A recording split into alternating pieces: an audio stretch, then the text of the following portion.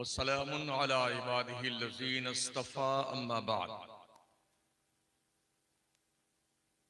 फ़अऊज़ु बिल्लाहि मिनश शैतानिर रजीम बिस्मिल्लाहिर रहमानिर रहीम इन यंसुरकुमुल्लाहु फला गालिब लकुम व इन यख़ज़ुलकुम फमन ज़ल्लज़ी यंसुरुकुम मिन बादिही। आइए इंतहाई खुलूस और मोहब्बत के साथ अपने और सारी कायनात के मरकज़ अक़ीदत रहमत आलम ताजदार मदीना जनाब मुहम्मद रसूलुल्लाह सल्लल्लाहु तआला अलैहि वसल्लम की बारगाह नाज़ में दुरूद पाक का तोहफा पेश करें। अल्लाहुम्मा सल्लि अला सय्यिदना मौलाना मुहम्मदिन व अला आलिहि व सहबिही व बारिक वसल्लिम सलातु व सलामुन अलैका या रसूलल्लाह।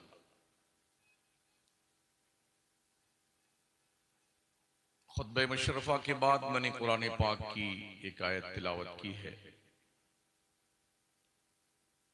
अल्लाह तबारक व तआला इरशाद फरमाता है, इन यंसुरकुमुल्लाहु फला गालिब लकुम, अगर अल्लाह तुम्हारी मदद करे तो तुम पर कोई गालिब नहीं आएगा। वइन यख़्ज़ुलकुम फमन ज़ल्लज़ी यंसुरुकुम मिन बादिही, अगर वो तुम्हारी मदद न करे तो फिर कौन है जो तुम्हारी मदद करने वाला है।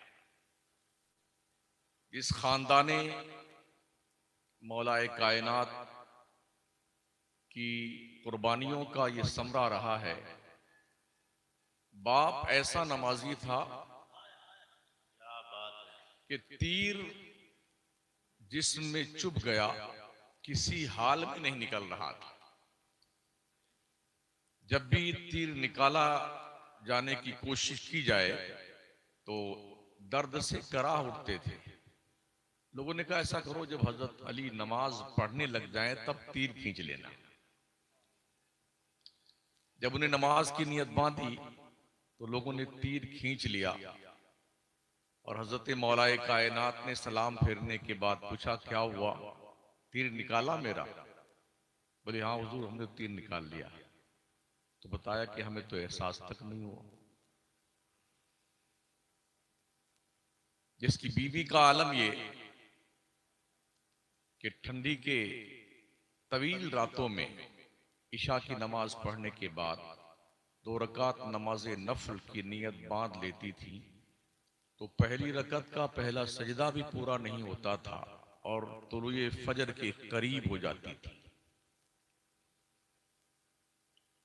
फिर सलाम फेर करके अर्ज करती, मौला तूने कितनी छोटी छोटी रातें बनाई हैं कि फातिमा एक सजदा पूरा नहीं कर पाती, तेरी रात पूरी हो जाती है।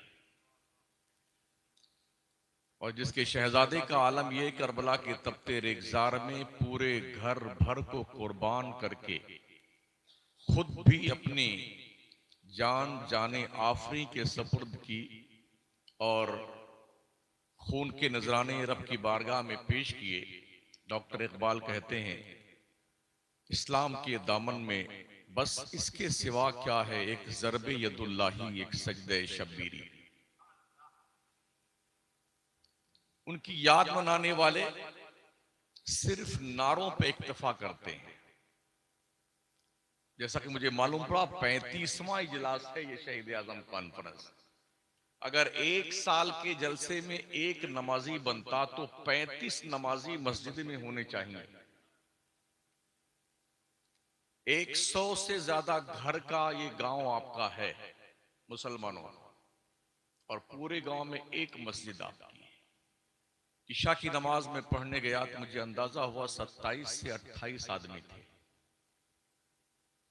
यानी 1 साल के जलसे का ये फायदा कि सिर्फ एक नमाजी भी नहीं हुआ।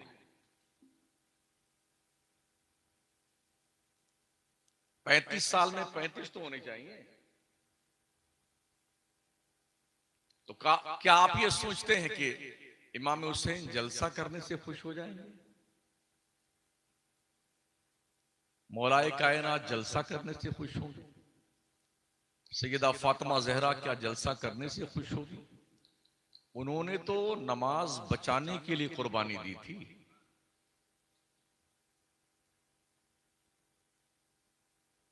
दीन मुस्तफा को बचा लिया। हम जैसे लोग हैं कि उनके किरदार पे अमल भी नहीं कर पाते। और दुखद घटना यह है, हमारे जितने जलसे होते हैं उन जलसों में मेला लगता है। अभी आते ही मैंने देखा है, झूला, छोटा झूला, नाबालिग झूला, दूध पीता हुआ झूला, जवान झूला, बूढ़ा झूला। तो जितना यहां बैठे हैं इससे 2 या 3 गुना ज्यादा वहां पर हैं, मर्द भी और औरतें भी। अगर गैरतें जिंदा हों, ये सब बंद कर दी।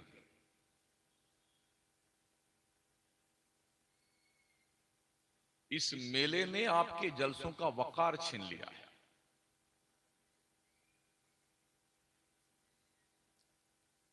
बुराइयां इससे पनप रही हैं। अगर अल्लाह ने आंखें दी हैं तो थोड़ी देर वहां खड़े रहकर देख लीजिए, आपको अंदाजा हो जाएगा कि आपके जलसे एक तरफ होते हैं दीन की दावत देने के लिए, तबलीगे इस्लाम के लिए, और इसी जलसे के माध्यम से जो मेला लगता है, उस जलसे के माध्यम से लगने वाले मेले में बेहयाइयां, बेशर्मियां, बेगैरती और नफ्स परस्ती का बाज़ाब्ता तौर पर कारोबार चालू है।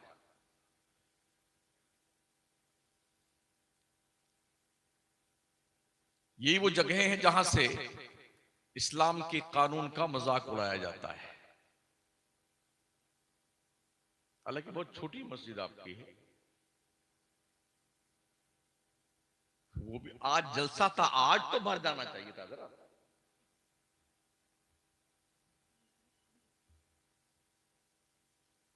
मेरी आदत हाथ उठवाने की नहीं है किसी से, लेकिन अगर आप इमाम हुसैन से मोहब्बत करते हैं और वाकई में शहीद आजम का जलसा करने का जज्बे जुनू आपके अंदर है, तो पहली बात, कमेटी के हर फर्द को नमाजी होना चाहिए।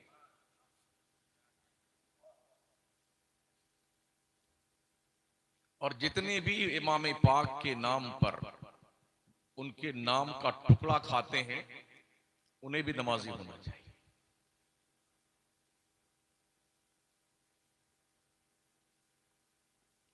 तो अल्लाह अगर मदद करे तो तुम पे कोई गालिब नहीं आ सकता है।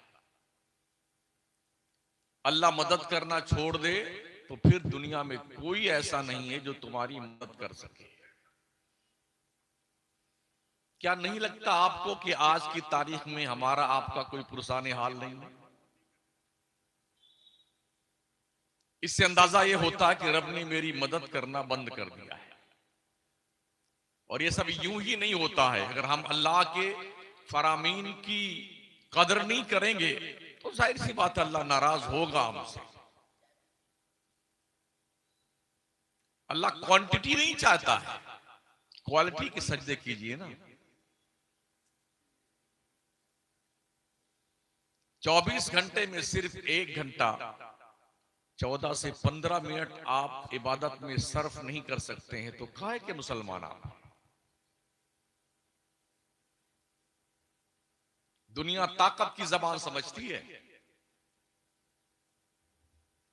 आज ये बात इंटरनेशनल पैमाने पे, आलमी मंजरनामे पे आप महसूस कर सकते हैं कि जो इंटरनेशनल आतंकवादी थे उन्होंने भी ये समझ लिया है कि ताकत की जुबान होती है।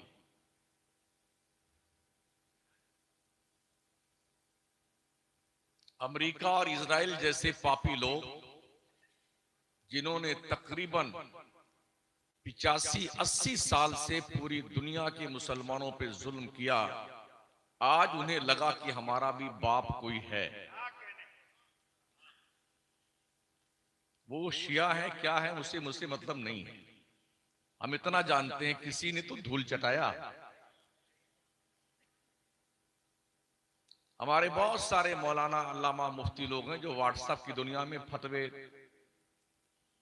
लिख रहे हैं कि वो उसके लिए दुआ करना नाजायज, दुआ करना शिर्क, कुफ्र और गुनाह कबीरा और फलाना और डकाना। मैंने एक ही जवाब दिया हर जगह कि अगर आप कुछ कर नहीं सकते तो चुप रहिए, हम अपने झगड़े बाद में निपट लेंगे, आज तो निपटाने दीजिए। मीसाक़े मदीना यही हमें बताता है। मेरे नबी करीम अलैहिस्सलाम जब हिजरत फरमा के मदीने गए तो एहसास हुआ कि मक्का वाले मदीने पे चढ़ाई न कर दें, तो मक्का के मुशरिकों को, यहूदियों को, ईसाइयों को बुला के मेरे पैगंबर ने एक मीटिंग की। उसमें एक मुआहदा तय पाया कि अगर कोई बाहरी ताकत मदीने पे अटैक करती है तो हम सब मिल करके उसका जवाब देंगे, और अगर बाहरी ताकत हम पर अटैक करे तो उसका। इस मुआहदे मदीना, मीसाक़ी मदीना की रोशनी में हमें यह पता चलता है कि हमारे मजहबी लड़ाइयाँ जो हैं, जो इख्तलाफात हैं, वो अपनी जगह पे, हम उससे लड़ते रहेंगे, नंबर्द आजमा होते रहेंगे, लेकिन जब इस्लाम पर अटैक हो तो बनामे कलमा गो सबको मिलकर उसका जवाब देना चाहिए। वैसे भी ग्रेटर इसराइल का जो नक्शा है ना, उसका आप जायजा लें तो उस नक्शे में मक्का और मदीना समेत ये पूरा इलाका आता है। आज की तारीख में अगर ईरान को साइड में कर दीजिए, पूरी दुनिया में कोई ऐसा मुल्क है मुसलमानों का जो इसराइल और सहूनियों को मक्का मदीना पे कब्जा करने से रोक सके? सद्दाम तो पहले तबाह हो गए। अरबी जितने लोग हैं सब नपुंसक हैं, हराम खाते खाते मुर्दार हो गए। बाहर का इतना गोश्त वहां पर जाता है वो हलाल का ज़बीहा नहीं होता है। 99% झटके का गोश्त होता है जो मक्के मदीने में और दूसरे इस्लामी मुल्कों में बेचा जाता है, पकाया जाता है और खाया जाता है। इसलिए मैं आपसे गुजारिश करूंगा, अल्लाह तौफीक अगर दे कभी मक्का मदीना जाने की, बल्कि कहीं भी आप जाएं ना, होटल में, मुल्क में भी अपने, तो गोश्त वगैरह मत खाया कीजिए, दाल सब्जी खा लीजिए, दही से रोटी खा लें, मर नहीं जाएगा।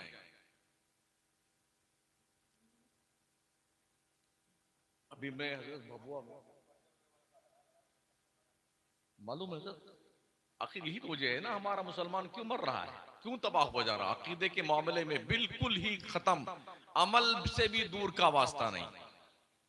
अभी बबुआ तकरीर थी मेरी सर, शायद उसमें आप नहीं आए थे। जिस होटल में मुझे ठहराया गया था मुसलमान का होटल था, और उसी होटल में खाने का इंतजाम किया गया। मुर्गा मछली जो बनाना बनाया उन्होंने।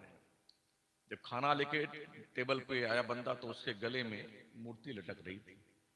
मैंने उससे पूछा क्या नाम तुम्हारा? उसने बताया मैं गैर मुस्लिम। ने कोई और है? बोले हाँ एक और है, हम दो ही हैं, दोनों गैर मुस्लिम, हम ही गोश्त लाते हैं, हम ही खाना बनाते हैं। मैंने कहा दही है तुम्हारे होटल में? बोले हाँ। हमने कहा लिया, हम वही खाएंगे मुसलमानों के होटल में। और जितने होटल है इल्ला माशाअल्लाह, चाहे बंबई हो, अहमदाबाद हो, लिखा रहता जरूर मगर अंदर सब गड़बड़ शड़बड़ है। गोश्त का मसला सुन लीजिए, ज़िबा होने से लेके बन करके दस्तरखान पर आने तक किसी न किसी मुसलमान की निगाह के सामने रहना चाहिए। एक पल के लिए भी अगर मुसलमान की नजर से गोश्त ओझल हुआ तो उस गोश्त का खाना हराम है। अभी बाज़ाब्ता तौर पर नासिक में 3 साल पहले एक ट्रक भर करके कुत्ते का गोश्त पकड़ा गया जो मुंबई होटलों में सप्लाई होने के लिए जा रहा था। गल्फ कंट्री में ज्यादातर गोश्त ब्राजील से आता है। एक मौलाना है हमारे जो बर्तानिया में पढ़ाते हैं दोस्तों में से, उन्होंने सर्वे किया जाकर के कि देखें जहां से गोश्त आता है क्या मामला है। जब वहां गए वो तो उन्हें बताया, कंजुल ईमान रिसाले में रिपोर्ट उन्होंने शाया करवाई। एक तरफ से लोग ऐसे बैठे हुए गोश्त काटने वाले, इधर कुत्ते का, इधर सुअर का, इधर बकरे का, इधर दुम्बे का, इधर गाय का, काट काट के डब्बा यूं फेंकते भर भर करके, और कौन सा डब्बा कहां जाए कुछ पता नहीं। इसलिए जरूरत इस बात की है बहुत मोहतात रहिए। अपने मुल्क में बहुत सारे गैर भी गोश्त का कबाब और गोश्त का समोसा और जने क्या क्या बना के बेचते हैं और मुसलमान दबा के खाता है। इसलिए हमारी गैरत भी मर गई है और ईमान भी तकरीबन खत्म होने के कगार पे आ गया है। जरूरत इस बात की है बुनियादी चीजों पे गौर करें। सबसे बड़ी जिम्मेदारी आज की तारीख में आपकी यह है, आपकी खुद की फैमिली क्या दीन के दायरे में है। बच्चे पैदा कर देना, शादियां कर देना, धंधे बिजनेस करवा देना, सिर्फ ये जिम्मेदारी आपकी नहीं है। आपकी सबसे इंपॉर्टेंट जिम्मेदारी आज की तारीख में आपकी फैमिली के ताल्लुक से यह है कि आपकी औलाद सच्चा मुसलमान बनकर रह पाएगा कि नहीं रह पाएगा। मदरसों के हालात बुरे हैं। 2-2, 3-3 कमरे बने हुए हैं, उसी में जामिया चल रहा है, शेखुल हदीस भी उसी में है, शेखुल तफसीर भी उसी में है। बच्चों का हाल यह है किराए पे लाए जाते हैं। दस्तारबंदी के वक्त एक एक हाफिज की 5-5, 6-6 जगह दस्तारबंदी किराए पे होती है। उसे एक जोड़ा कपड़ा मिल जाता है, एक जुब्बा शरीफ मिल जाता है, अमामा रहमतुल्लाह अलैह मिल जाते हैं, कुछ नजराना मिल जाता है। तो 5 जगह उसे इतना मुनाफा होता है एक हाफिज को। तो यहां भी दस्तार है, वहां भी दस्तार है, वहां भी दस्तार है। आम पब्लिक क्या जाने कि ये बंदा कहां से किराए पे लाया गया। मतलब हर जगह गोरख धंधा चालू है। पीरों से तो कुछ लेना देना नहीं है। ये इतने फराडी हैं, इल्ला माशाअल्लाह, इतने फराडी हैं, अपनी खुद की जो है मनकबतें लिखवाते हैं कि ये मेरी करामत लिख के सुनाओ। और ऐसे मखसूस चमचे हैं पीरों के कि उनके ही कहने और सुनने पर, मतलब वही अपने पीर के कान और उनकी आंख होते हैं। अगर वो दिन को रात कह दे तो पीर रात मान लेता है, और रात को दिन कह दे तो पीर दिन मान लेता है। जहां कफील अंबर जाएंगे वहां हम नहीं जाएंगे, जहां वो जाएंगे वहां वो नहीं जाएंगे। तो क्या ये सब मुसलमान नहीं है?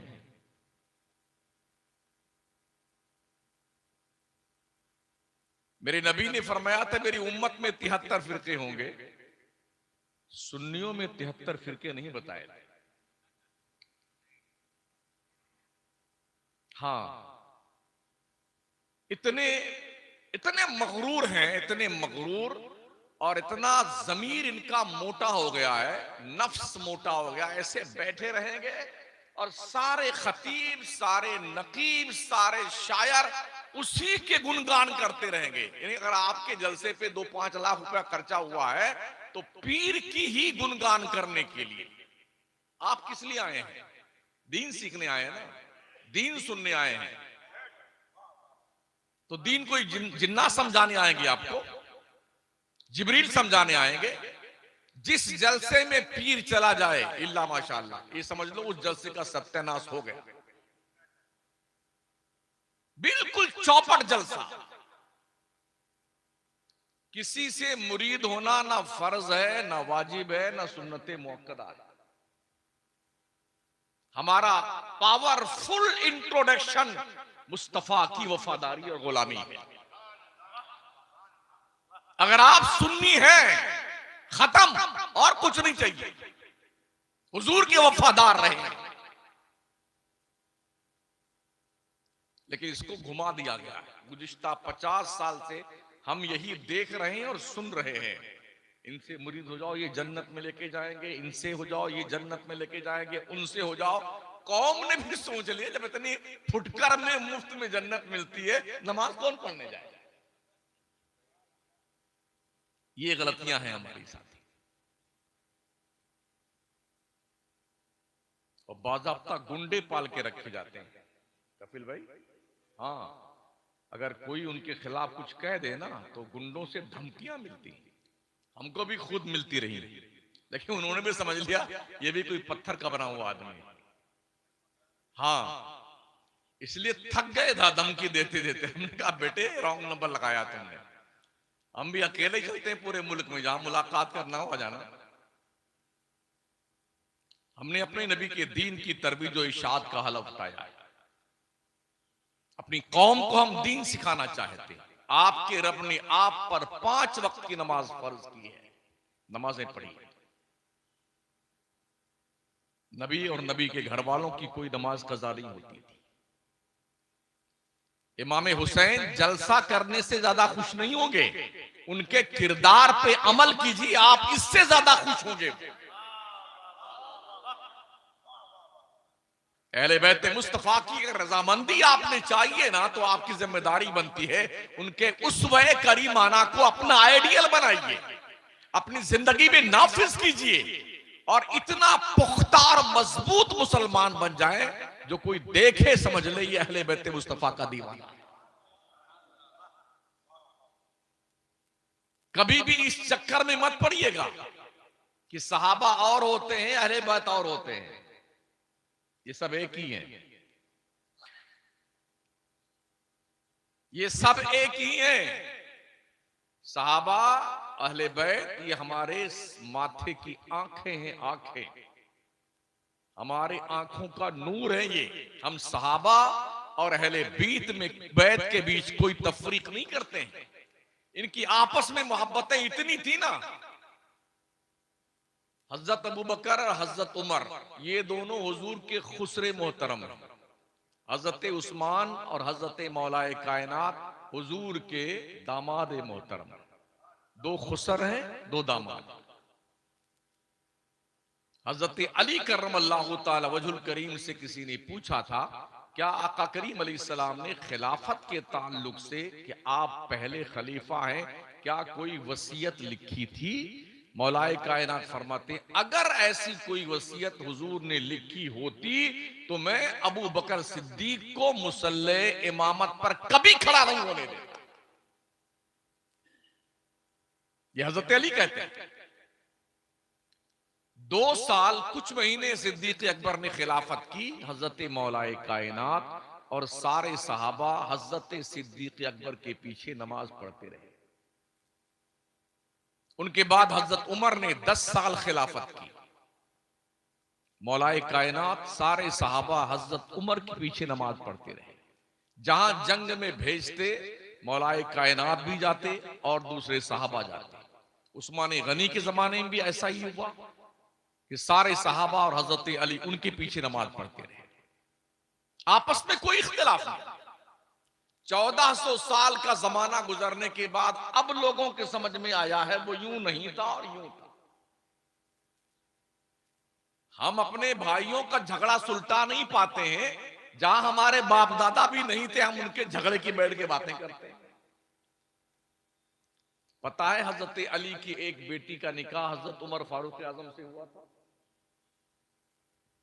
इमाम हसन और इमाम हुसैन हजरत सैयदना उमर फारूक आजम के साले लगते हैं।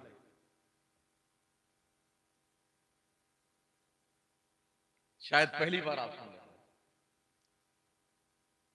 सैयदा फातिमा जहरा की एक बेटी जिनका निकाह हजरत उमर से हुआ, और हजरत उमर ने इस रिश्ते पे ही कहा था कि मुझे शादी करने का शौक नहीं है, बल्कि मैं अहले बैत मुस्तफा से ये रिश्ते मोहब्बत जोड़ना चाहता हूं, बस और कुछ नहीं। तो सैयदा फातिमा जहरा की शहजादी हजरत उम्मे कुलसूम मौलाए कायनात की बेटी इमाम हसन इमाम हुसैन की बहन की शादी सरकारे उमर फारूक आजम के साथ। तो आपस में इनकी रिश्तेदारियां हो रही हैं, एक दूसरे की कदरों मंजिलत कर रहे हैं। और आज हम 1400 साल के बाद पैदा हुए तो जूतों में दाल बांट रहे बैठे। दिमाग से इस खबीस शैतान को निकाल के बाहर कीजिए और कोशिश कीजिए एक हाथ में अहले बैत मुस्तफा का दामन हो और एक हाथ में नबी के सहाबा का दामन। जो मिजाज इमाम अहले सुन्नत ने पेश किया है, अहले सुन्नत का है बेड़ा पार, असहाबे हुजूर नज्म है और नाव है इतरत रसूल अल्लाह की। ये अहले सुन्नत का इम्तियाजी तुर्रे इम्तियाज है कि हम अहले बैत से भी प्यार करते हैं और सहाबा से भी प्यार करते हैं। तो हमें इसके बीच तफरीक करने की जरूरत नहीं है। आज जो मैं अर्ज कर रहा था कि हमारी सबसे बड़ी जिम्मेदारी अपनी फैमिली के ताल्लुक से है। मेरे नबी फरमाते कुल्लुकुम रायु व कुल्लुकुम मसऊल अन रायतिही, तुम में का हर शख्स चरवाहा है, उसकी रेवड़ के बारे में उससे पूछा जाएगा। एक बाप से पूछा जाएगा तुमने अपने फैमिली को दीनदार बनाया कि नहीं बनाया। एक इमाम से पूछा जाएगा यौम नदू कुल्ला उनासिम बि इमामिहिम, कयामत के दिन हश्र के मैदान में मुक्तदियों को उनके इमाम के साथ बुलाया जाएगा। पीर से पूछा जाएगा कि पीर साहब सिर्फ नजराना ही उसूलते थे या मुरीदों की भी खबर ली है। पहले दौर में जो पीर होते थे ना, वो क्वांटिटी में मुरीद नहीं करते थे, वो क्वालिटी बनाते थे। ख्वाजा उस्मान हारून ने क्वालिटी बनाई थी मोइनुद्दीन चिश्ती की। शेख अलाउल हक पंडवी ने क्वालिटी बनाई थी मखदूम अशरफ जहांगीर सिमनानी की। आले रसूल मारावी ने क्वालिटी बनाई थी इमाम अहमद रजा की। पूरे भारत के सारे पीरों और मुरीदों को तराजू के एक पल्ले में रख दो और उस्मानी हारूनी के नगीना मोइनुद्दीन चिश्ती को तराजू के एक पल्ले में रख दो, ये नमूना भारी पड़ जाएगा। पूरे भारत के मुरीदों को एक पल्ले में रखो, मखदूम सिमना को एक पल्ले में रखो, सब पर भारी। आज हमारे पीर साहब के 2 लाख मुरीद हैं, 1 करोड़ मुरीद हैं, अरे ये किसी काम के नहीं है। जब पीर आता है तो जिंदाबाद जिंदाबाद जिंदाबाद जिंदाबाद, पीर गया तो सारा मुरीद मुर्दाबाद मुर्दाबाद। न जुम्मा का पता, न पंजवक्ता नमाज का पता, न हलाल हराम का पता। आजकल के पीरों को इल्ला माशाअल्लाह क्या करते जानते हो? जिन्हें पता है कि मेरे मुरीद के यहां जुए और सट्टे का कारोबार चलता, उसी के यहां सोते हैं और खाते हैं। सिनेमा हाउस चलता, उसी के यहां सोते और खाते हैं। कल के पीर क्या करते थे? दिल साफ करते थे। जिसके यहां ठहरते थे ना, पहले पूछते तुम्हारा कारोबार क्या है, तुम कैसे कमाते हो पैसे, रिज़्क कहां से हासिल करते हो, तब किसी के यहां वो लुकमा खाते थे। और आज माशाअल्लाह क्या दस्तरखान सजा हुआ है, मुरीद भी 10 15 20 साथ में फ्री ऑफ चार्ज पीर के साथ में आते हैं। हाँ, चाहे मेजबान की इज्जत लुट जाए, हाँ, दबा दबा के खाएंगे जब तक पीर साहब रहेंगे। नमाज गुल, कमाल यह है कि पीर की मौजूदगी में भी मरदूद नमाज नहीं पढ़ता हजरत। बैठे पीर साहब गप्पे लड़ा रहे हैं, मुरीदों के बीच में अजान हो रही है, इसका रिएक्शन क्या होता है जानते हैं? इस भारत की सरजमीन पर कोई देवबंदी वहाबी नहीं था 150 साल पहले। ये कहां से निकले? ये आसमान से बारिश की तरह बरसे नहीं है, जमीन से पौधे की तरह उगे नहीं है। हमारी जमात से टूट टूट कर लोग देवबंदी और वहाबी बने। वो कंपेयर करते हैं और लोगों को दिखाते हैं ये तुम्हारे पीर साहब है, खुद नमाज नहीं पढ़ते। देखिए बैठिए, अजान हो रही है, आराम फरमा रहे हैं। मजारों के पास ले जाकर के अवाम सुन्नी को, जाहिल सुन्नियों को वो बताते हैं देखो तुम्हारे यहां मजार पे सजदा हो रहा है नहीं हो रहा है। अभी एक वीडियो आज मेरे सामने मेरे पास आई व्हाट्सएप पे कि सिर्फ 30 सेकंड का पीर की एक झलक देखने के लिए 3-3 घंटे से औरतें बैठी हुई हैं और सिर्फ 30 सेकंड के लिए पर्दा सरका है, उसके बाद बंद कर दिया। जो नमाज का 10 मिनट इंतजार नहीं कर सकती औरतें, वो 3-3 घंटा एक झलक पाने के लिए ऐसे पीर साहब टांग फैला के बैठे हैं। लोग आ रहे हैं, पैर में सजदा कर रहे हैं, चूम रहे हैं, पहले से फैला के बैठे हैं। आइए और पढ़ते जाइए। कहा कहीं पीर नहीं भी सिर्फ कुर्सी और गद्दी है तो जाके सजदा लोग उसी गद्दी को कर रहे हैं। मुसलमान हैं आप। हम जिस मसलक के मानने वाले हैं उस इमाम अहले सुन्नत फाजिल बरेलवी ने फरमाया किसी मजार को हाथ मत लगाना, 4 हाथ की दूरी पे खड़े रह के अदब से फातिहा पढ़ना, उल्टे कदम चले आना, इसलिए कि हमारे ये नापाक हाथ इस काबिल नहीं है कि इस मुकद्दस हस्ती के मजार को टच किए जाए। पूरा धंधा कारोबार चल रहा है, एकदम गोरख धंधा। चादर, गागर, कड़ा, छड़ा, अंगूठियां, 15-15, 20-20 अंगूठी खुद ही पीर पहनता है। बाल बड़े बड़े रखा करके, चोटियां बांधना, कान में बालियां पहनना, नाक में बुंदे पहनना, ये पीर कर रहा है। आला तेरा सोटा ले लिया, ऐसे घूमता हुआ, बोले इसमें भी करावत सोटे में। कहां जाओगे आप? चारों तरफ शैतान डेरा डाले बैठा हुआ है। रजा नफ्स दुश्मन है, दम में ना आना, कहां तुमने देखे हैं चदराने वाले। चारों हर तरफ, हर डगर पर, हर सड़क चौराहे पे लकैत, लुटेरे और कज़्ज़ाक बैठे हुए हैं। इनके बीच से ईमान बचाकर कैसे आप पार पड़ सकते हैं, वो रास्ता आपको सेलेक्ट करना है और चुनना है। कोशिश कीजिए इस बात की। मुझे नहीं पता आपके इस गांव में स्कूल है कि नहीं। आपका पूरे मुल्क में नहीं, हमारे सुन्नियों के स्कूल नहीं है। हाँ, इल्ला माशाअल्लाह, पढ़ रहे हैं तो पढ़ रहे हैं, घूम रहे हैं तो घूम रहे हैं। याद रखना, बगैर तालीम के आप अपना लक्ष्य प्राप्त नहीं कर सकते। ये जो आज दुनिया पे हुकूमत कर रहे हैं ना, ये तालीम का रिजल्ट है। जब तक हम तालीम हासिल करते थे, 3-3 बर्रे आजम पर हमने एक वक्त में हुकूमत की है। अखंड भारत पर 800 साल मुसलमानों ने हुकूमत की है। क्या जाहिल थे वो लोग? पढ़े लिखे लोग थे। जब लोगों ने पढ़ना लिखना छोड़ दिया, नाच गाने शुरू कर दिए, डिस्को डांस शुरू कर दिया, तो फिर दिल्ली की सरहद तक अंग्रेजों ने पीछा करके वो तबाही मचाई कि पूरे भारत के चप्पे चप्पे पे कब्जा कर लिया। गुनाह जो है ना, इंसान के बहुत दूर तक पीछा करता है। एमल माशी तक कमा तदीनो तो दान, जैसे करोगे वैसे भरोगे। इसलिए हमें अपने आप को शरीयत का मुत्तबे बनाकर रखने की जरूरत है। अगर हम शरीयत के पाबंद होंगे तो हमारी नस्ल भी शरीयत की पाबंद होगी।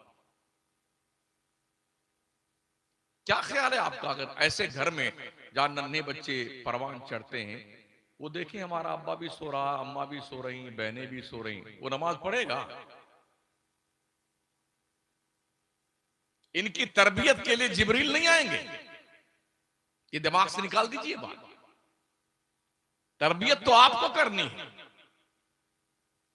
माँ बाप की जिम्मेदारी है, उसकी औलाद के बारे में मुझसे पूछा जाएगा, तुमने अपने बच्चों की तरबियत की के नहीं की? हजरत सैयदना साद इब्न अबी वक्कास फरमाते हैं कि अपने बच्चों को 3 चीज सिखा दो: हुजूर की मोहब्बत, अहले बैत की मोहब्बत और कुरान की तालीम। ये 3 चीज सिखा दो, फिर छोड़ दो। जहां जाएगा अपना छाप लगा के आएगा, किसी का रंग एक्सेप्ट करके नहीं आएगा। मगर हमारे पास कुछ नहीं है। जेएनयू स्कूल में, जो यूनिवर्सिटी दिल्ली की है, आज के तकरीबन 12 साल पहले एक लेख भी मैंने पढ़ा था और एक वीडियो भी देखी थी। वहां पर जो पढ़ने वाले लड़के और लड़कियां हैं, धरने पे बैठे थे समलैंगिक के लिए। हमें हुकूमत इजाजत दे कि लड़का लड़के से शादी कर ले, लड़की लड़की से शादी कर ले। अफसोस इस बात का, हमारे मुल्क की उच्चतम न्यायालय ने यह फैसला सुना भी दिया कि लड़कियां लड़कियों से शादी कर लें और लड़के लड़कों से शादी कर लें। क्या आपको नहीं लगता कि इससे बढ़कर के जंगली पर कुछ हो सकता है? जो काम यूरोप में चल रहा है वो हमारे देश में भी शुरू हो गया आज के तकरीबन 10 से 12 साल पहले। अब ये हालात इतने बुरे हैं कि बहुत सारी लड़कियां जो कॉलेज यूनिवर्सिटी में पढ़ती, वो क्या करती, मुझे शादी करने को जरूरत नहीं, हम जिंदगी ऐसे गुजार लेंगे। जानते हैं रुझान कहां तक ले जाता है? ये अय्याशी और तवायफ के कोठे तक ले जाता है रुझान।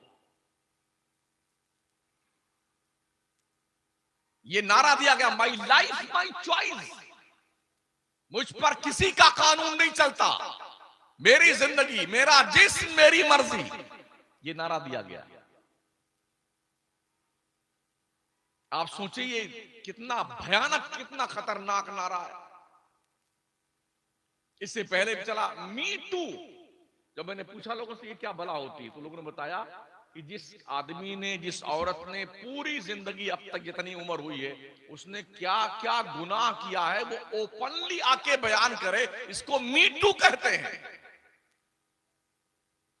ये किसकी देन है पता है आपको? वेस्टर्न कल्चर की देन है। काश हमने दीन का कल्चर अपनाया होता, काश हमने अपने बच्चों के दिल दिमाग में दीन की छाप छोड़ी होती, तो माई लाइफ माई चॉइस का ये नारा हमारे कानों तक नहीं पहुंच रहा। उससे पहले का नारा था वैलेंटाइन डे, जंगली जानवर बनने का दिन। ये रूटीन में चल रहा है, हम समझते हैं यूं ही सब चलता रहता है जी, लेकिन ये आग आपके दरवाजे तक पहुंच चुकी है मुसलमानों। कभी कॉलेज जाकर देखो, जहां आपके बच्चे और बच्चियां पढ़ते हैं, बस भेज करके छुट्टी मत पा लीजिए, आप निगरानी कीजिए, वरना आपकी जिंदगी का कीमती सरमाया आपकी आंखों के सामने लूट लिया जाएगा और आपको एहसास तक नहीं होने दिया जाएगा। दुनिया इसी काम में लगी हुई है, बड़ी चालाकी के साथ, बड़ी चाबुकदस्ती के साथ दुनिया इस काम पे लगी हुई है। सलाहुद्दीन अय्यूबी का नाम सुना होगा आपने। वैसे फुर्सत हमारी कौम को कहां है कि इस्लाम के जियालों की तारीख पढ़े। सलमान खान, शैतान खान, आमिर खान, जाने कौन कौन से खान हैं, इनकी हिस्ट्रियां पढ़ते हैं लोग खूब बड़े शौक से। काश मुसलमान ये पढ़ता और समझता कि तारिक इब्न ज़ियाद किसका नाम है, मोहम्मद बिन कासिम किसे कहते हैं, खालिद बिन वलीद किसे कहते हैं, साद इब्न अबी वक्कास किसे कहते हैं, अबू उबैदा इब्न जर्राह कौन थे। काश मुसलमान जानता सलाहुद्दीन अय्यूबी कौन थे, कौन, काश मुसलमान जानता नूरुद्दीन जंगी कौन थे। ये तारीख का किस्से पारीना बन गए हैं, जिन्होंने कल कसम उठाई थी जब तक बैतुल मक़दिस आजाद नहीं करवा लेंगे हम चैन की नींद नहीं ले सकते। यहां तक कि पूरा यहूदी और पूरा ईसाई इतना परेशान हुआ, उन्होंने बाज़ाब्ता मीटिंग बुलाई और ये तय किया जाने लगा कि मुसलमानों के इस कायद को रोका कैसे जाए। तो जानते हो क्या, सबने इत्तेफाक राय से ये तय किया कि रोकने का कोई तरीका हमारे पास इनके लिए नहीं है। बस एक बात यह है, एक बूढ़े मुखबिर ने और पादरी ने कहा, सलाहुद्दीन कभी तो तू मरेगा, तेरे मरने के बाद तेरी कौम में दूसरा सलाहुद्दीन अय्यूबी हम पैदा नहीं होने देंगे। आज क्या है देख लीजिए, ये लेगी पहनना, बच्चियों को पहनाना, टॉपर पहनाना, छोटे छोटे कपड़े खरीद के लाना, बेल बॉटम पहनाना, और ये आस्तीन गायब, ये गायब है। और ये इस तरह का कि फराक लाके बच्चियों को, बोले अभी छोटी है, मुन्नी मुन्नी है, तेरी गुड़िया है, इसको क्या शऊर है। महोदय जी, ये लाशऊरी जब उसे शऊर की दहलीज पे लाके कत्ल करेगी ना, तो सिवाय कफे अफसोस मलने के कोई चारा तुम्हारे पास नहीं बचेगा। आज किसी मुसलमान की शादी में जाए ना, बिल्कुल नहीं पता चलता कि मुसलमान की शादी है ये। जितनी औरतें लड़कियां हैं, चुड़ैल भुतनी बनी हुई खड़ी रहती हैं, बाल खोल करके, दुपट्टे गायब, और इतने एंगल से फोटो खिंचवाए जाते हैं। रिश्ता तय कर दिया जाता है, अभी साल भर के बाद शादी होगी, साल भर सिर्फ लेकर के वो मंगेतर अपनी मंगनी की हुई बीवी को खूब घूमता है, और लोग कहते हैं हमारी बेटी अपने शौहर के साथ घूमने गई। ये गैरत मर गई मुसलमान। अभी 4 दिन पहले मैं मुंबई में था, एक शादी में जाने का इत्तेफाक हुआ, 10 मिनट के लिए गया था, उठ करके भाग के आना पड़ा वहां से। जो कुछ हो रहा था वो देखा नहीं जा सकता। करीबी थे इसलिए जाना पड़ा। अब जाके इंशाल्लाह फोन करेंगे उन्हें, अभी तक फुर्सत नहीं मिली 3 दिन के अंदर। तो ये हालात हैं हमारे। किसी मैदान में हम मुसलमान दिखते हैं, मौलाना समझा समझा के थक गए, गला सूख गया, मगर मजाल है कि कौम के दिल का पानी हिला हो। कुछ हजरत ये भी कहते हैं ना, आजकल मौलाना लोगों की तकरीर में कोई तासीर है नहीं। हाँ हाँ, अब आइए कुरान का जजमेंट सुनिए। अल्लाह फरमाता है वज़क्किर फ़इन्न ज़िक्रा तनफ़उल मोमिनीन, नसीहत करते रहो, बेशक नसीहत मोमिन को फायदा देती। अगर आप मोमिन हैं तो नसीहत से फायदा होना चाहिए आपको। और दूसरी बात, जबान में तासीर कब पैदा होती? जब आदमी हलाल खाता है। अब साल के 365 दिन हैं, 300 दिन हम घर का अपना खाना ही नहीं खाते हैं। आप क्या खाते हैं, कहाँ खाते हैं? बंगला वेस्ट बंगाल में है, उड़ीसा में है, कलकत्ता में, बंबई में है, महाराष्ट्र और कर्नाटक में है, गुजरात में है, एमपी में है। हम 300 दिन तो आपका खाते हैं, अब हमें क्या पता आप मुझे क्या खिलाते हैं। मोमिन का गुमान मोमिन के ताल्लुक से अच्छा है, लेकिन अगर ये बात तय है कि जबान में हमारे तासीर नहीं है, तो ये भी तय है जो आप मुझे खिला रहे हैं उसमें कहीं ना कहीं गड़बड़ जरूर है। हलाल रोजी कमाइए, हलाल खाइए और हलाल खिलाइए। हलाल रोजी का दम जानते कितना होता है? ख्वाजा मोइनुद्दीन चिश्ती को उनके अंगूर के बागीचे में इब्राहिम कंदूजी ने अपने गुदड़ी में से रोटी का टुकड़ा निकाल करके दांतों से चबाकर मोइनुद्दीन के मुंह में डाला था। हलक के नीचे एक टुकड़ा रोटी का उसका लुकमा उतर गया था ना, दिल की दुनिया पलट गई। छोड़ दिया बगीचा, बेच दिया अंगूर का बाग, पंचक्की बेच दी। मां से कहा अब मैं पढ़ने जाना चाहता हूं। और जब निकले ना पढ़ने के लिए, तो इतने बड़े आलिम पीरे कामिल फाजिल बन के लौटे कि उन्हें अताए रसूल का इंटरनेशनल खिताब मुस्तफा के दरबार से दिया गया। पूरी मेहनत सरकार ख्वाजा उस्मानी हारूनी ने इस एक मुरीद पे की थी। बहुत सारे मुरीद तो होते ही है, बहुत कुछ मुरीद ऐसे होते हैं जिन पर उनके पीर को नाज होता है। 20 साल तक ख्वाजा मोइनुद्दीन चिश्ती ने अपने पीर की खिदमत की है। आज कौन खिदमत करता है? 2 टाइम दावत कर दिया, पीर साहब की खत्म, गए पीर साहब भी अपने रास्ते, मुरीद साहब अपने रास्ते। जब मुरीद हुए ख्वाजा उस्मानी हारूनी के दस्ते हक परस्त पर, तो पीर ने वजीफा बताया। वजीफा किया उन्होंने, बुलाया गरीब नवाज को, कहा मोइन जमीन के अंदर देखो कहां तक दिखता है। जो देखा नहीं चाहिए, कहा हुजूर तहतुस्सरा तक देखता हूं। कहा ऊपर देखो आसमान की तरफ क्या दिखता है? कहा अल्लाह का अर्श देख रहा हूं। कहा इस दोनों उंगली के बीच में देखो क्या दिखाई पड़ता है? बोले 18,000 आलम को देख रहा हूं इसके बीच में। आज का मुरीद होता वहीं से भाग लेता, अब तो काम हो गया, आप पीर के साथ रहने की क्या जरूरत है। मगर नहीं, अपने पीर के साथ 20 साल रहे। पीर जहां अपनी जूती उतारता, मुरीद लेकर के सीने से चिमटा के चलता था। जब 20 साल हो गए ना, तो पीर ने कहा चलो मोइनुद्दीन, अल्लाह के घर से तुझे कुछ दिलवा देते। मक्का गए, हरमे काबा में पहुंचे, हतीमे काबा के अंदर परनाले रहमत के नीचे खड़े हुए। पीर ने कहा बेटे मैं दुआ करता हूं, तू आमीन बोलना। कहा ठीक है हुजूर। ख्वाजा उस्मानी हारूनी ने दुआ के लिए हाथ बुलंद किया, कहा अल्लाह उस्मानी हारूनी अपने पूरी जिंदगी की कमाई मोइनुद्दीन की शक्ल में लेके आया, इसे कबूल कर ले। काबा की दीवार से आवाज आई थी, मैंने मोइनुद्दीन को कबूल किया। ये थे पीर और ये थे मुरीद। कहा चलो बेटे यहां से काम तो हो गया, मदीने चलते, हुजूर के दरबार से भी कुछ दिला देते। बारगाहे करम में पहुंचे, पीर ने कहा बेटे जद्दी अमजद को सलाम कर। ख्वाजा मोइनुद्दीन चिश्ती ने सलाम किया, अस्सलामु अलैकुम या जद्दी। मेरे नबी की कब्र से आवाज आई, वालेकुम सलाम या कुतुबल मशाइख। वहीं से अताए रसूल का खिताब मिला और ख्वाजा मोइनुद्दीन चिश्ती बगदाद मोहल्ला होते हुए लाहौर दाता गंज बख्श अली हजवेरी की चौखट को बोसा देते हुए दिल्ली आए और दिल्ली से अजमेर जाके पड़ाव डाला।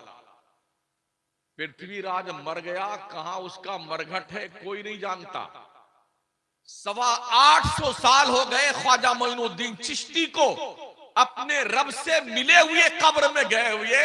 उनके गुंबदो मजार को जमीन के नक्शे पर ऐसा सजा कर रखा परवरदिगार ने, अपना हो या बेगाना, कशकोले गदाई लेके भीख मांगता दिखाई पड़ता है। मोदी जी की चादर भी ख्वाजा मोइनुद्दीन चिश्ती के चौखट पे आती है। उन्हें भी पता है असली बादशाह तो यही है। हमने खुद फरामोशी की है ना। हमारे हलक के नीचे नसीहतें नहीं उतरती हैं,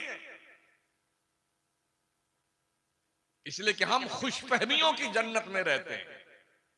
हमें भी पता नहीं है कि हम जन्नत में जाएंगे कि नहीं जाएंगे। अगर ईमान पर मरे तब जन्नत में जाएंगे, और ये किसी को कंफर्म पता नहीं है कि वो ईमान पर मरेगा कि नहीं मरेगा। हजरत सिद्दीक अकबर क्या कहते थे? कहते थे काश मेरी मां मुझे पैदा ना करती, मैं अल्लाह को जवाब क्या दूंगा। काश मैं बकरी का बच्चा होता, लोग ज़िबा करके मुझे खा जाते, मैं अल्लाह को क्या जवाब दूंगा। काश कोई तिनका होता अबू बकर, हवा उड़ा ले जाती, मैं रब को जवाब क्या दूंगा। ये वो हैं जिनकी शान में कुरान की आयतें उतरी हैं। ये वो है कि पैगंबर ने फरमाया अबू बकर तो यारे गार भी है, यारे मजार भी। ये वो है जिनकी बेटी आयशा मुस्तफा जाने रहमत के निकाह में है। ये वो अबू बकर है जिन्होंने 2 साल कुछ महीने की मुद्दत में इस्लाम के लिए जो समतें मुतय्यन की थी, उन खतूत पर जो खतूत आका ने मुतय्यन किए थे, उसी पर चलते हुए हजरत उमर, हजरत उस्मान और मौलाए कायनात साहबे किराम रिज़वानुल्लाहि ताला अलैहिम अजमईन ने दीन को बहुत दूर तक पहुंचाया। ये वो अबू बकर जिनकी खरीदी हुई जमीन पर, आधी जमीन पर जन्नत की क्यारी है और आधी जमीन पर मुस्तफा का रोजा है। वो तो इतना डरते हैं अल्लाह से, कन्फर्म टिकट VVIP का जन्नत का मौजूद है, फिर भी रोते हैं रात भर। हम भी कभी रोते हैं अपने खौफ गुनाहों से। जितने लोग बैठे हैं हमारी बिरादरी समेत और हम समेत और आप भी कभी अपने गुनाह पे रोते हैं? कब रोते हैं? भैंस मर जाए तब रोएंगे, बिल्ली मर जाए तब रोएंगे, पालतू कुत्ता मर जाए तब रोएंगे, खेत में नुकसान हो जाए तब रोएंगे। अपने गुनाहों पे कभी नहीं रोते। सहाबा कन्फर्म टिकट जन्नत का रखते थे, फिर भी रोते थे। और ये तो सहाबी थे ना, हमारे नबी कितना रोते थे। अम्मा आयशा फरमाती हैं कि प्यारे आका अलैहिस्सलाम जब खड़े होते अल्लाह की इबादत करने के लिए तो इतना रोते, आंसुओं से दाढ़ी भीग जाती थी। सजदे में होते तो मुसल्ला भीगने लगता रोते रोते। और फरमाती हैं हुजूर के दिल की जो आवाज थी ऐसे मुझे लगती जैसे पतीली में सालन पक रहा है। ये कौन थे? क्यों रोते थे हुजूर?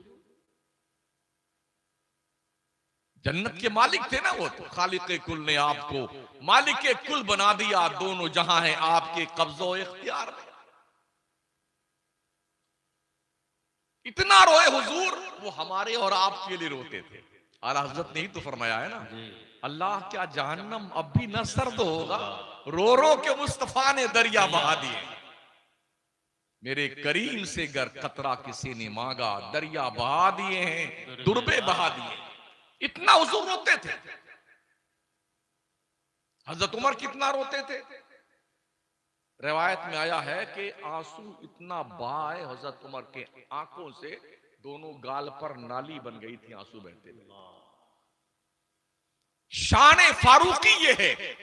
मेरे करीम आका फरमाते लौकान अबादी नबिया लकान उमर अब्नुल खत्ताब, अगर मेरे बाद कोई नबी आना पॉसिबल होता, उमर इस शान का मालिक है, उमर नबी बन गया।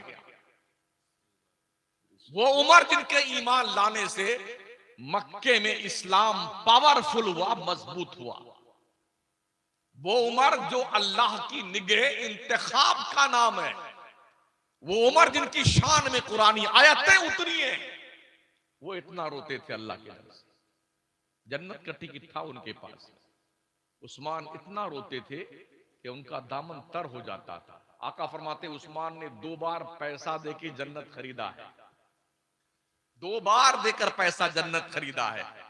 हम एक दुकान बड़ी मुश्किल से खरीद पाते हैं तो सर का पसीना पैर तक आता है, और उस्मान ने पैसा देके 2 मरतबा जन्नत खरीदा है। ये वो सहाबा हैं, अल्लाह ने वादा लिया है जो बदर के सहाबी हैं, तुम जिंदगी में कुछ भी करो, तुमसे तुम्हारा रब कुछ नहीं पूछेगा, फिर भी अल्लाह से डर के रोते हैं। यही हाल मौलाए कायनात का था।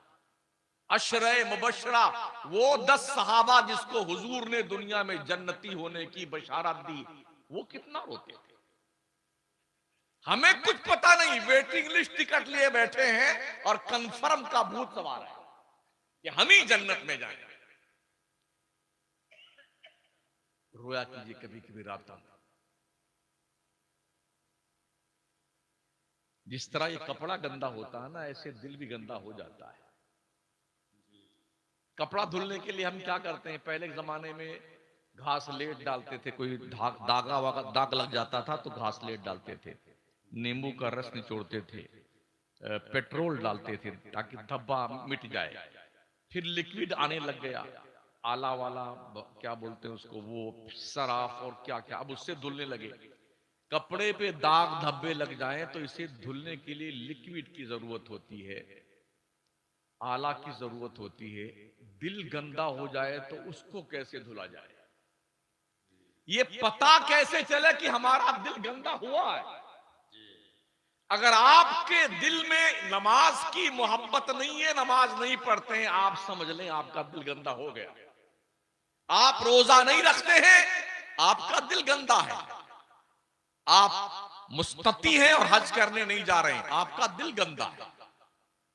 आप साहिबे निसाब हैं, शरायत पाई जाती, ज़कात नहीं देते हैं, आपका दिल गंदा है।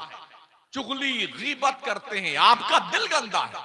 आप किसी को गाली देते हैं, आपका दिल गंदा है। आपकी निगाहें आवारगी तबाह का शिकार हैं, आपका दिल गंदा है। आपके चेहरे पे नबी की नूर की शक्ल में दाढ़ी नहीं है, आपका दिल गंदा है। ये कन्फर्म है दिल गंदा है। अब इस दिल को धुलने के लिए जरूरी क्या चीज है, कैसे धुला जाए दिल को? लिक्विड से तो धुल नहीं सकते हैं, आला दिल में डाल नहीं सकते हैं, सीना चीर कर दिल निकालेंगे तो दुनिया ही चले जाएंगे, तो धोया कैसे जाए दिल को? तो सूफिया फरमाते हैं, बुजुर्गाने दीन फरमाते हैं, इस दिल की गंदगी को दूर करने के लिए शर्मिंदगी के आंसू गिराने की जरूरत है। जब पूरा घर सो जाए, अकेले उठिए, चुपके से वजू बनाइए, मुसल्ला बिछाइए, तुम हो और तुम्हारे रब की बारगाह हो, रो रो करके दिल पे लगे हुए गुनाहों के धब्बों को धुलिए। अल्लाह के नबी फरमाते हैं, मुसलमान जब खुदा के डर से रोता है, जो गिरने वाला आंसू होता है इतना इंपॉर्टेंट है, अगर ये आंसू दोजख में डाल दिया जाए तो दोजख ठंडा पड़ जाएगा। कभी कभी रोया कीजिए साथी, अपने रब के खौफ से रोया कीजिए, रब से डर के रोया कीजिए। रोने वाले बंदे अल्लाह को बहुत पसंद है। हाँ, अल्लाह ने कुरान में अक्सर मकामात पर मोमिनों को ही डराया है, काफिरों को नहीं डराया है। हमको एक आयत नहीं मिली कुरान की जिसमें अल्लाह ने कहा हो या अय्युहल्लज़ीना कफरू इत्तकुल्लाह, कहीं नहीं। या अय्युहल्लज़ीना आमनु इत्तकुल्लाह, या अय्युहल्लज़ीना आमनु, ऐ ईमान वालों अल्लाह से डरो, अल्लाह से डरो, अल्लाह से डरो। जो अल्लाह के मानने वाले उन्हीं को अल्लाह से डरने का हुक्म दिया गया। मगर कितना बड़ा अलमिया है जो अल्लाह को मानने वाले हैं, वही अल्लाह से नहीं डरते। अगर डरते तो मस्जिदें हमारी खाली रहती। 35 साल में 35 नमाजी नहीं बन पाए। अगर एक साल के जलसे पर 1 लाख रुपए खर्चा पकड़ा जाए तो 35 लाख खर्चा हो चुके ना अब तक आपके। 1 लाख रुपए के पीछे एक नमाजी नहीं बन पाया। ये सोचना होगा आपको। अगर आप नहीं सोचेंगे तो शायद कोई और मुकर्रिर आपको इस तरह बात समझाए। इसलिए हमने देखा लोग जमाने के लिए आते हैं अपनी तकरीर, इतना चिल्लाएंगे, खूब नारे लगवाएंगे, मैच फिक्सिंग करेंगे, 2-4 को वहां बिठा देंगे। तुम वहां, जब मैं बहुत जोर से बोलूं तो तुम वहां से नारा लगाना, तुम वहां से लगाना, ताकि मेरी जिंदाबाद खूब हो जाए। मुझे इसका कोई शौक नहीं है कि मैं फिर आपके गांव में तकरीर करने आऊं, लेकिन अब आया हूं तो जो बात क्लियर है वो आपको समझाकर जाना चाहता हूं। ठीक 10 मिनट में मेरी तकरीर फुल स्टॉप हो जाएगी इंशाअल्लाह ताला, क्योंकि मुझे किसी भी हाल में 5:30 बजे तक पहुंचना है पटना। आपसे गुजारिश है, जलसा भले मत कीजिए, आप अपनी मस्जिद को आबाद कीजिए। ये पैसे इकट्ठा कीजिए ना, आप अपने मुस्लिम कौम या जिस पीर के भी मुरीद, उस पीर के नाम का एक इंग्लिश मीडियम स्कूल खोल दीजिए 10वीं तक, जहां आपकी बच्चियां, आपके बच्चे हिजाब में, अदब के दायरे में रह करके 10वीं पढ़ करके सिलेबस ऐसा बनाइए कि आपका बच्चा 10वीं पढ़ते पढ़ते बाज़ाब्ता गुलामे अहमदी मुख्तार बन जाए। आपकी बच्ची कनीज़े फातिमा बन जाए, अब वो डॉक्टर बने, इंजीनियर बने, लॉयर बने, IAS, RS, IPS बने, जिस डिपार्टमेंट में जाए दूर से पहचानी जाए, ये मुस्तफा की कनीज है। वाह वाह वाह, बेशक। अगर हमने ये एहसास जिम्मेदारी नहीं लिया तो हमें मरने के बाद रब को जवाब देने के लिए तैयार रहने की जरूरत है। ऐसा नहीं कि सुन्नियों के पास पैसे नहीं हैं, पैसे मिसयूज ज्यादा, मिसयूज ज्यादा पैसों का। साल में अगर उर्स के खर्चे बचा लिए जाए ना, भारत में जो जितने बुजुर्ग के उर्स होते हैं, उर्स किसे कहते हैं इसे 1-2 लाइन में सुन लें। जिस तारीख में जितने बजे अल्लाह वाले का इंतकाल हुआ है, उस तारीख में उतने बजे उसके लिए इसाले सवाब कर दो, इतना ही उर्स है बस। उसके अलावा जो कुछ है धंधा है, बिजनेस है, कारोबार है। समझ रहे हैं? तो जो पैसे खर्च होते हैं, छोटे उर्स को हम मान लें 1 लाख रुपए खर्च होता है, बड़े उर्सों पर 10-10 करोड़ रुपए खर्च होते हैं। ख्वाजा मोइनुद्दीन चिश्ती सरकार का उर्स देख लें आप ना, 10 करोड़ रुपए खर्च होते हैं, 10 करोड़, बल्कि इससे भी ज्यादा, कहीं ज्यादा। सरकार और आजाद का उर्स देख लें, मखदूम सिमना का उर्स देख लें, जो बड़े बड़े हमारे औलिया अल्लाह हैं, इनके उर्स देखें ना, अरबों रुपए जाते हैं, अरबों रुपए। ये पैसे बचाकर हम हर साल पूरे मुल्क के 29 स्टेट में मुस्लिम उम्मा के लिए साल भर में 29 यूनिवर्सिटी बना सकते हैं, इन पैसों को रोक करके, जिन पैसों का मिसयूज हो रहा है।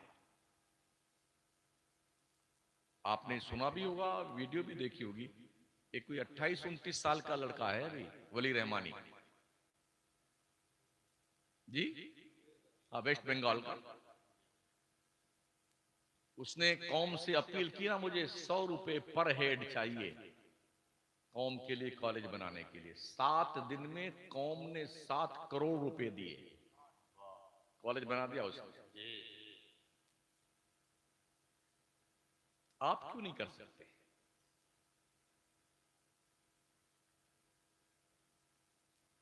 अगर आपके बच्चे पढ़े लिखेंगे नहीं ना, तो आप भूल जाइए ये किसी काम के होंगे।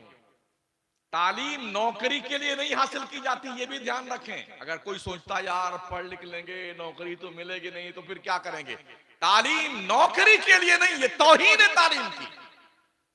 तालीम इसलिए हासिल करो कि अल्लाह तुम्हें सही मानों में जानकार बना दे, अल इल्म नूरुन, इल्म रोशनी है, और रोशनी का काम ये है जहां रोशनी होती है पूरा माहौल रोशन हो जाता है। ये ट्यूबलाइट जल रही है, ये रोशन खुद है, और इस पूरे पंडाल को इसने रोशन कर रखा। ये है इल्म का मतलब। हमने क्या सोचा है, इल्म का मतलब होता है नौकरी मिल जाए, टीचर बन जाए, फटीचर बन जाए, डॉक्टर बन जाए, कंडक्टर बन जाए, ड्राइवर बन जाए, वगैरह वगैरह। इस काम के लिए तालीम नहीं है। सही इंसान और सच्चे मुसलमान बन जाओ, ये तालीम की जिम्मेदारी है। इल्म की तौहीन मत करो। APJ अब्दुल कलाम ने इल्म हासिल किया था ना, क्या देश उन्हें नेगलेक्ट कर सका? अगर वो ना होते ना तो भारत मिसाइल की दुनिया में अपंग था, अपाहिज था, गूंगा था, बहरा था। इस देश को औजे सुरैया पर ले जाने के लिए मुस्लिम कौम के क्वालिफाइड लोगों ने जो योगदान दिया है ना, नमक हरामों ने इसको भुला दिया, फरामोश कर दिया। ये हमारी जिम्मेदारी बनती है कि हम अपने मुल्क के लिए भी कुर्बानी देते रहें और अपने मजहब के लिए भी कुर्बानी देते रहें। मरारा के सादात ने क्यों बार बार ये कहा है, आधी रोटी खाओ, बच्चों को पढ़ाओ। जो पढ़ता है वही आगे बढ़ता है। जितने MLA, MP, मिनिस्टर, फिनिस्टर है ना, इनके औलादें जो है हिंदुस्तान में झंडा लेके नहीं घूमती हैं। लंदन, बर्तानिया, जर्मनी, कनाडा, यूरोप के मुल्कों में पढ़ती हैं। बाप MP, बेटा भी MP, बाप MLA, बेटा भी MLA, बाप मिनिस्टर, बेटा भी मिनिस्टर। पागलों को लाइन में लगा रखा, तुम जिंदाबाद जिंदाबाद, मुर्दाबाद मुर्दाबाद, घूमते रहो पूरे भारत में। ये काम कर रहे हैं। ऐसे ही इल्ला माशाअल्लाह पीर भी तवज्जो नहीं देता है तालीम की तरफ कि मुरीद पढ़ें। बहुत कम पीर हैं जिन्होंने मदरसों पे ध्यान दिया। मैं पूरे भारत की बात करता हूं। उन्हें पता है जब तक कौम जाहिल है तब तक पीर की जिंदाबाद। जैसे कौम पढ़ लिख लेगी ना, वैसे मेरी जिंदाबाद खत्म हो जाएगी। लेकिन साउथ इंडिया में जाइए ना, तन्हा एक शख्स है जिसे शेख अबू बकर कहते हैं। पूरे साउथ इंडिया में रोड मैप बन गए, मार्गदर्शक है। तालीम की जो जोत जगाई उस शख्स ने, सिर्फ इंडिया में नहीं पूरी दुनिया में सिक्का चलता है उस बंदे खुदा का। अभी सुना नहीं था मीडिया के हवाले से किसी एक गैर मुस्लिम खातून को एक मुल्क में फांसी की सजा हो गई थी। अभी साल भर नहीं हुआ शायद। थक गए हाथ जोड़ करके, रिक्वेस्ट कर करके हमारे मुल्क के लोग, मिनिस्टर, फनिस्टर और हमारे प्रधानमंत्री जी भी। नहीं सुना तो नहीं सुना, शेख अबू बकर ने जाकर के उसकी फांसी की सजा बंद करवाई, टलवाई।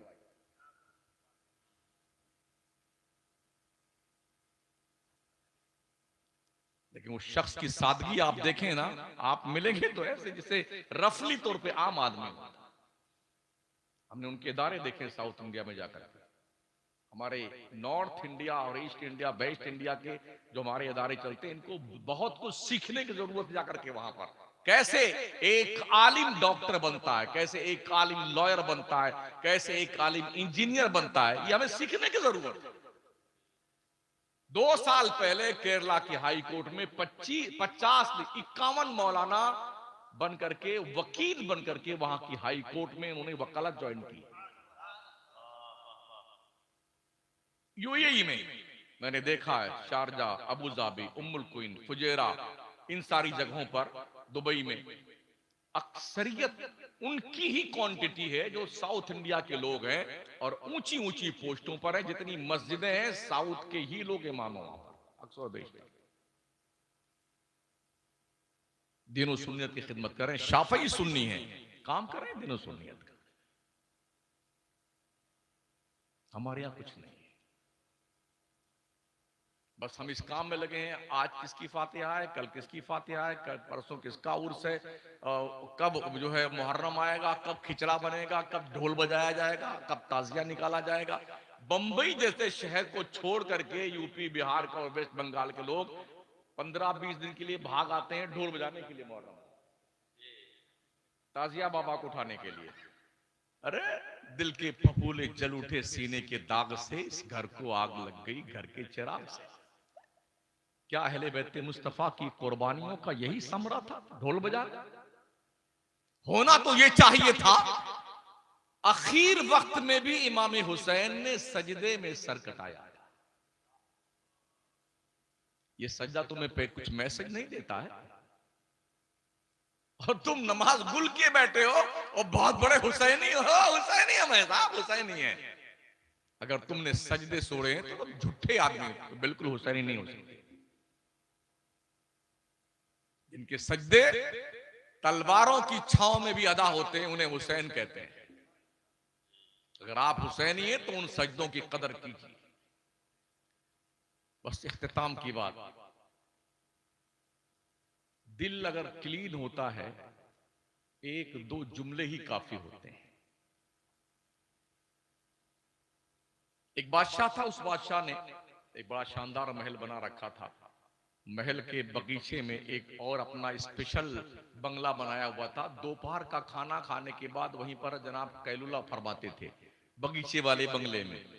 उसमें एक कनीज थी, उस कनीज का काम यह था कि बादशाह जब तक खाना खाए उस पीरियड में उसका कमरा साफ करके गद्दा वद्दा बिछा करके खुशबू से मुज़य्यन करके तैयार रखे। एक दिन बादशाह खाना खाने लगा, वो कनीज बिस्तर लगा करके तैयार कर दिया उसने। तो उसने सोचा कितना बढ़िया बिस्तर है, इस पे लेटने का कितना अच्छा मजा आता होगा और क्या चैन की नींद आती होगी। तो उसने कहा लाओ एक बार ट्राई करते हैं लेट करके। लेटी, उसे नींद आ गई और ऐसी गहरी नींद आई कि बादशाह कमरे में दाखिल हो तो उसने देखा कि कनीज की ये हिम्मत और जुरात, बादशाह के बिस्तर पे लेटी हुई है। लात मार के जगाया उसने। उसके बाद जल्लाद को बुलाया, मजमे आम में हुक्म सुनाया, इसको 100 कोड़े मारो, चाहे मर जाए चाहे जिंदा रहे, ताकि पता चले बादशाह के बिस्तर पर सोने की गुस्ताखी करने वाले की सजा क्या होती है। जब उसको जल्लाद जो है कोड़े मारने लगा ना, तो जितना कोड़ा मारता जाता वो जोर से हंसती, खूब खिलखिला के हंसती। 10-12 कोड़े मारने के बाद बादशाह ने कहा जरा रुको, इसको करीब गया, कहा क्या तुमको चोट नहीं लगती है? कहा लगती है बादशाह सलामत। कहा फिर तुम हंसती क्यों हो? कहा इसलिए हंस रही हूं ये सोच करके इस नरम बिस्तर पर गलती से थोड़ी देर के लिए सो जाने की सजा अगर 100 कोड़े है, तो जो बादशाह रोज इस बिस्तर पे सोता होगा उसे अल्लाह कितना मारेगा। इतना सुनना था कि बादशाह के पैरों तले जमीन खिसक गई। बादशाह को लात मारा और सहरा नवर्दी करता हुआ दरवेश की गुदरी पहनी और वली कामिल बन गया। एक जुमला था जो दिल के ऊपर असर कर गया। क्या हमारे दिल पर भी ये जुमले असरअंदाज होते हैं? इससे पहले कि कोई बदकिरदार दोस्त आपके बेटे से क्लोज होकर के उसके दिल पर गुनाहों की तहरीर लिखे, ओ बापो अपने बेटों से क्लोज होकर के उसके दिल पर नबी की वफादारी की तहरीर लिख दो। ओ माओ बहनों, सिर्फ 24 घंटा मोबाइल की जियारत मत फरमाते रहो, अपनी बेटियों से क्लोज हो जाओ। इससे पहले कि कोई उसकी गर्लफ्रेंड बदकिरदारी की तहरीर तुम्हारे बेटी के दिल पर लिखे, अपनी बेटियों के दिल पर कनीज़े फातिमा की तहरीर लिख दो। ये जिम्मेदारी तुम्हारी है, एहसास कीजिए। वैसे ये तकरीर करने का वक्त नहीं है, तकरीर खिलाने का वक्त है। तकरीर जलसे बस 12 से 12:30 तक होने चाहिए, मगर ये हम कब सुधरेंगे ये हमको पता नहीं, हमें भी पता नहीं। बंबई में तो हुकूमत ने सुधार दिया, 10 बजते ही बजते माइक बंद। अब कौन चिल्लाएगा? खतीब भी इसी के बहाने चिल्लाता है, नकीब भी इसी के बहाने चिल्लाता है और शायर भी इसी पे आके धूम मचाते हैं। माइक हटा दीजिए, एक नास से ज्यादा कोई नहीं पढ़ेगा।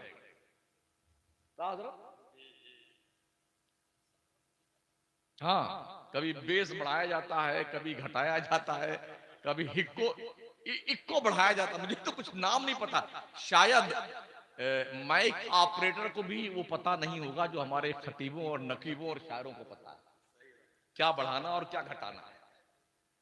कभी कभी वो पगला जाते हैं बेचारे, क्या बढ़ाए और क्या घटाए। तो बंबई में, पूरे महाराष्ट्र में लोग सुधर गए। मुहर्रम में मैं भी बोलता हूं, 22 साल से मदनपुरा में बोल रहा हूं लगातार एक ही स्टेज पर। ईशा की नमाज पढ़ने के बाद स्टेज पे जाते हैं, हमारे पहुंचने से पहले पूरी कुर्सियां भर जाती हैं।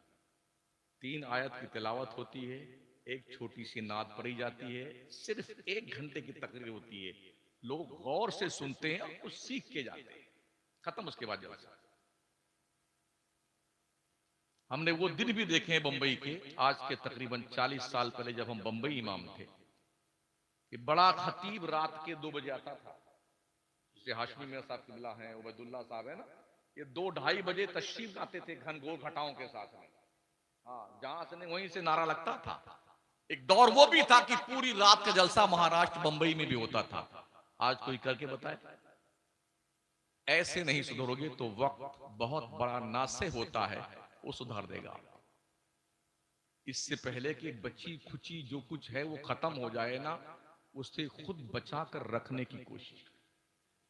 आपस में मेल मोहब्बत से रहो, 5 वक्ता नमाज पढ़ो, बड़ों की इज्जत करो, छोटों से प्यार करो, नजरों को शरीयत का पाबंद बनाओ, दीन के दायरे में रहो, हलाल कमाओ, खाओ और खिलाओ, और दीनदार बन के रहो। आपके किरदार से ये मैसेज जाना चाहिए कि जिस पैगंबर ने 1450 साल पहले मारफत की शराब इस कौम को पिलाया था, उसका नशा अब तक बाकी है। बस ये चंद गुजारिशात थी आपके लिए।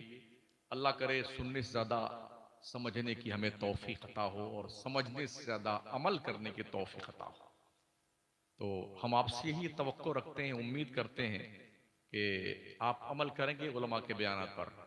अल्लामा बलियावी साहब ने भी खिताब फरमाया, उन्होंने भी पाकीज़ा बयान आपको सुनाया, उन बातों पे अमल कीजिए।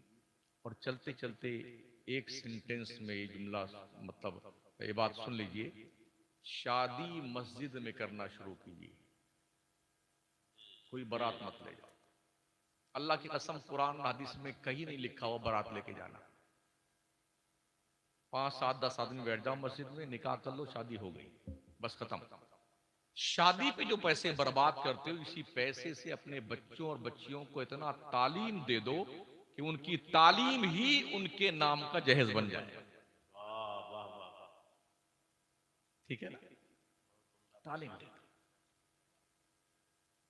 हमारे नबी ने 11 शादी की, कोई बारात लेके नहीं गए। अपने 4 बेटियों की शादी की, कोई बारात नहीं।